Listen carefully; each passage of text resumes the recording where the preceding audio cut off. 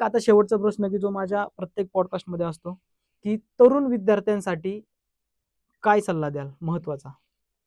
तरुण विद्यार्थ्यांसाठी भरपूर अशा गोष्टी आहेत की त्या गोष्टी त्यांनी केल्या पाहिजे.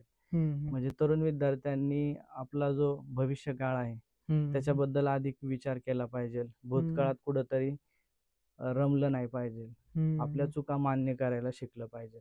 बरेचसे तरुण असतात ना, ते आपल्या चुका मान्य करत नाही. तर ह्या आपण जर चुका करतोय, शेवटी जो चुकातनं पुढे जातो तोच यशस्वी होतो. आपल्या चुका होत असतील त्या सगळ्यात पहिल्यांदा तुम्ही मान्य केल्या पाहिजे. तुमचे स्वतःचे विचार हे परिपक्व असले पाहिजे. त्याचबरोबर तुम्ही तुमचं फ्युचर काय आहे किंवा तुम्हाला जे भविष्यामध्ये जे घडायचं आहे ना, ते आत्ताच तुमचं क्लिअर असलं पाहिजे. विद्यार्थी दशेमध्ये ठीक आहे, टाइमपास आहे किंवा एन्जॉय केला पाहिजे, त्याच्या पण मर्यादा तुम्हाला स्वतःला कळल्या पाहिजे. तुम्ही या देशाचे, या समाजाचे घटक आहात, भाग आहात. सो तुम्ही अधिक जबाबदारीने वागायला शिकलं पाहिजे. बरोबर. चुका मान्य केल्या पाहिजे किंवा मोठ्यांचा तुम्ही रिस्पेक्ट करायला शिका. ज्या व्यक्तीकडनं ज्ञान मिळतंय निदान त्याचा तुम्ही रिस्पेक्ट केला पाहिजे.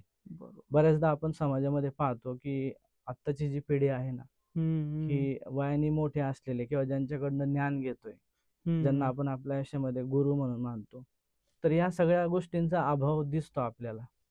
तर हे जी नवीन पिढी आहे, तरुण पिढी जी आहे ना किंवा विद्यार्थी आहेत, त्यांनी या सगळ्या गोष्टींकडे लक्ष देणं फार गरजेचं आहे. बरोबर. त्याचबरोबर प्रत्येक विद्यार्थ्याला जर आपल्या आयुष्यामध्ये यशस्वी व्हायचं असेल, 10वीची परीक्षा देणारा विद्यार्थी आहे, बोर्डाची किंवा 12वीची बोर्डाची परीक्षा देणारा विद्यार्थी आहे, मी प्रत्येक विद्यार्थ्याला सांगतो की तुम्ही तुमचं आहे ना वेळापत्रक तयार करायला शिका.